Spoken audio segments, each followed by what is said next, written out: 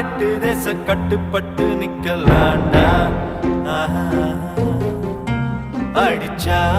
வச்ச குறி சிக்கணுமையோ குடிச்சா சமுத்திரம் மட்டணுமையோ நினைச்சா